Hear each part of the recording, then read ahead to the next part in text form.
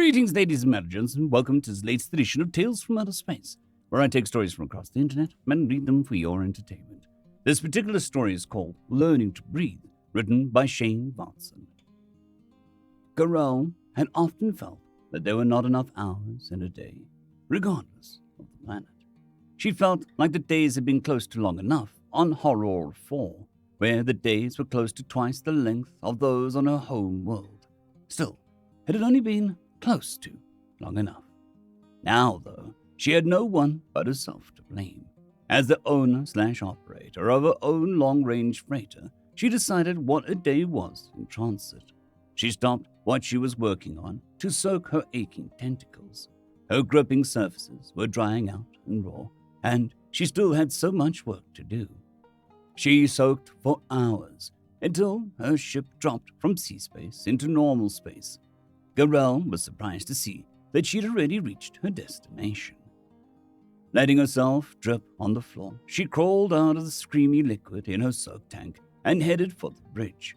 On the way, she grabbed a wrap with a much-relieved tentacle. Settling into the captain's chair, she called the station ahead.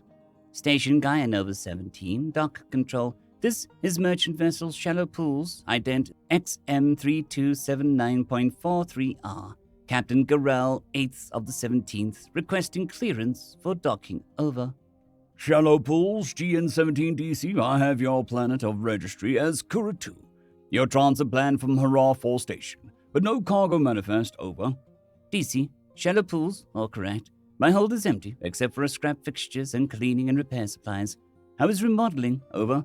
"Shallow Pools, DC, you are clear to dock in Ring 4, slip 18. Set nav to accept docking control, GN-17-4, over." "DC, Shallow Pools. I copy Ring 4, slip 18, nav accept GN-17-4, over." "Shallow Pools, DC, good copy. The dockmaster will check your supplies for any hazardous materials and can direct you to the recycling center for the scrap. Welcome to human space, GN-17. Dock control out."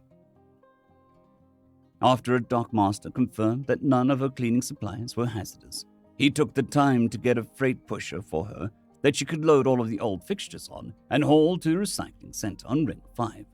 She had loaded the pusher before she realized how quiet the dock was. She'd expected a lot more in the way of freight moving through the station. The recycling center was busier than the freight docks on the Ring 4. She thought that was odd, but she was in human space at an aging station. She guided the pusher to the next available slot. You must be from the Shallow Pools." The human woman wearing a name tag that said Lena began to scan the cart with a handheld device. "Some of these fixtures still look newish. Are you sure you don't want to hold on to them and sell them yourself?" "I'm sure." Garel wrapped her tentacles around themselves. "So, how much to take all of this off my back?" "Huh? Well, we'll probably salvage the light fixtures and, is that an Anorian soak tank?" She tapped on the display on her handheld device. "Yeah, it's like a human bath, I think that's the word, except it filters and recirculates the dermis rejuvenation liquid." "Yeah, I kind of thought that's what it was. I soaked in one of those once. Never again. All of my hair fell out, including my eyebrows and eyelashes, and all of my nails got so soft I almost lost them as well. Except for that, it was great. My skin never looked better," she laughed. Garel continued soothing herself by wrapping and unwrapping her tentacles. "So how much?" "Best I can do is 150 credits. You could probably do better selling the soak tank in an Anorian space."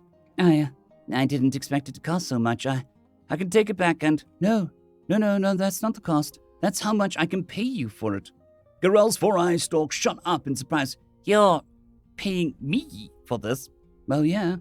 You bring scrap or items to be recycled. We pay you for the value, minus a little for the overhead, of course." "Oh, that's fantastic, then. Sold." Garel returned to her ship with a new swish in her slither. She'd already set aside enough for refueling and had enough food to last a while, but had been worried that without a good-paying run out of GN17, she'd be hard-pressed to continue on. Well, not a lot. A 150 credit buffer did feel good. At the ship, she paid for refueling and got directions to the outbound freight board. She waited until she was certain they were fueling the pools correctly, then made her way to Ring 2. Part of the ring was dedicated to passenger ships and transports to Ring 1, and the others were officers.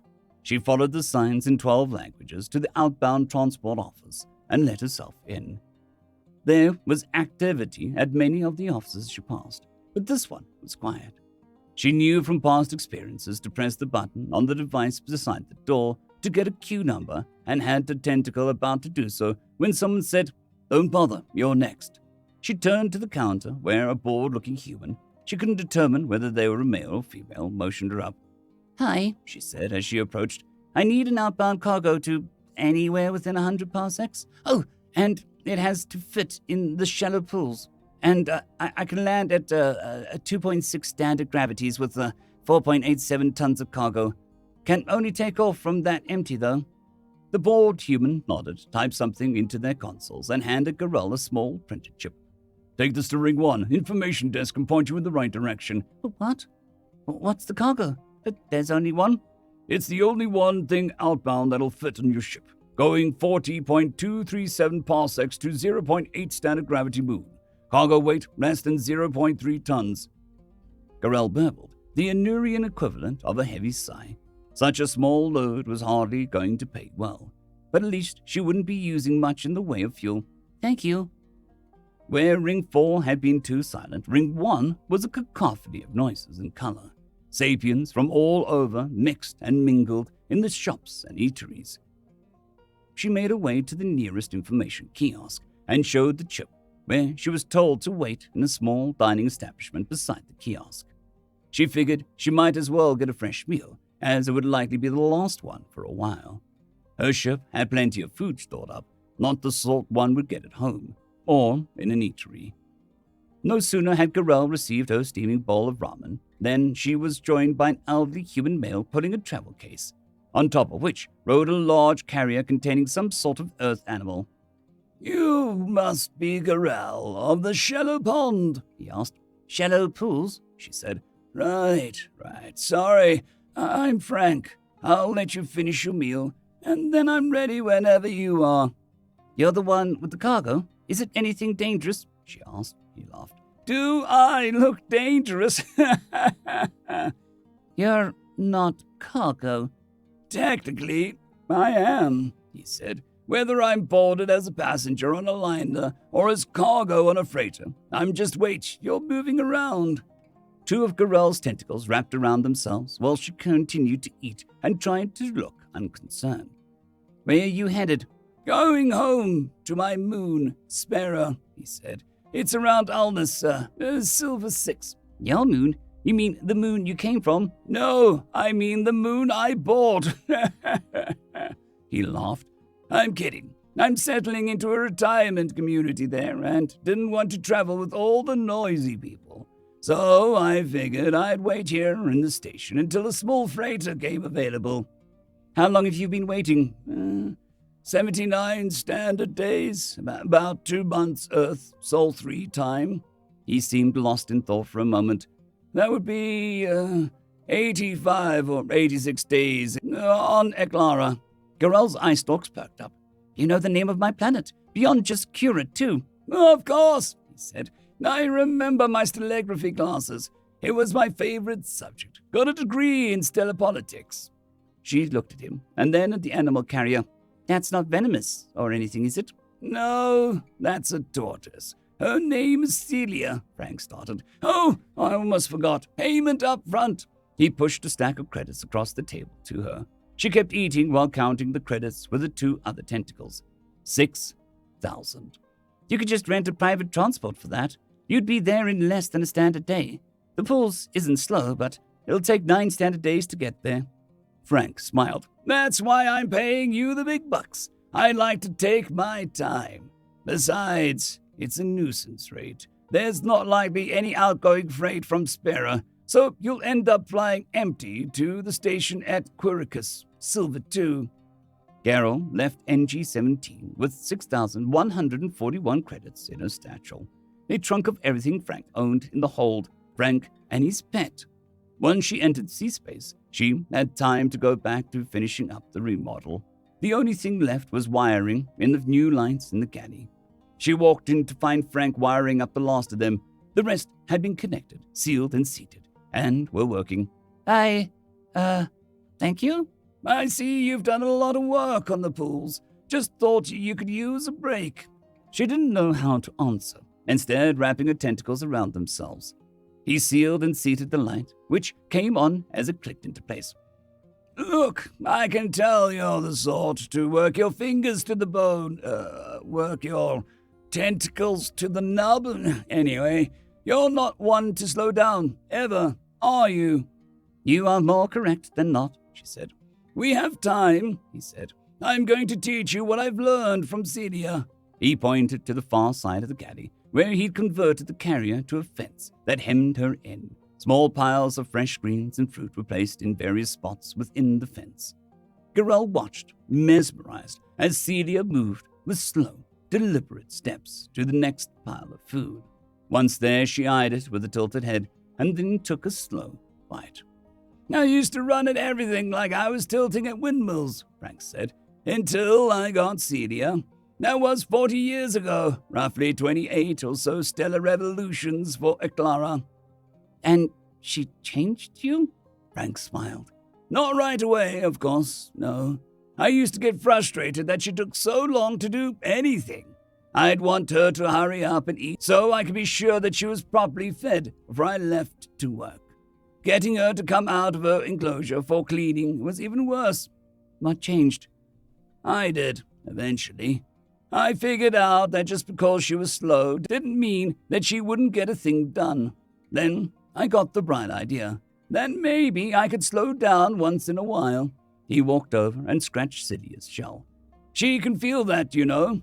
She likes it. So, why did you finish up my task? Because, young miss, you are going to spend the next 9 days learning how to relax, and Celia and I will be your teachers. But there's still so much to... Nonsense! The ship is spotless except for a few drops of Turbis rejuvenation liquid in the hole that I already cleaned up, so Celia wouldn't get into it. But there's no buts. Is there anything on the ship likely to fail anytime soon? No. Are there any pressure leaks, fuel leaks, or shorts? No. The air handlers seem to be working fine. Are the scrubbers and filters in need of immediate replacement? No, they're all new. See? Nothing to do but relax. Her tentacles tightened around themselves. Frank just gave a kind smile, as if waiting for her to come around. She felt something inside let go. Everything that could be done by busy was done. Her tentacles relaxed. Maybe you're right. Of course I'm right, he said. She spent the next hours watching Celia eat her spread-out meal, sometimes stopping to nap in between. Frank surprised her with a hot bowl of ramen before she even realized she was hungry. She made a point of taking her time with it, as Frank did. They shared idle conversation about his past teaching galactic politics, her past as a mechanic until she saved up enough to buy the pools and get it space-worthy, and, in the best moments, nothing at all.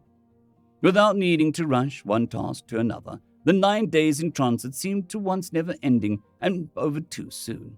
The long meals, easy conversation, watching and stroking Celia as she maintained her own pace. Then back to regular space and time to land. The landing pad on Sparrow was below ground with a cover that sealed over once they settled. All the habitations were in domes as the atmosphere was too thin and lacking oxygen. Bioengineered plants covered the moon, though, making it look like a lush paradise. Garrel rolled Frank's travel case down the cargo ramp and gave Celia a farewell rub on her shell. She walked with Frank through the airlock into the tunnels that connected the domes. Signs in Galactic Common and several human languages pointed the way to the various domes. Which dome did you say? She asked. I didn't, but it looks like it's just a 10-minute walk from here. Can I help you with your case? If you want to. If not, I'm sure I can manage, and you can go find real cargo at Quirkus. Garel stretched her tentacles. I'm in no hurry. End of story.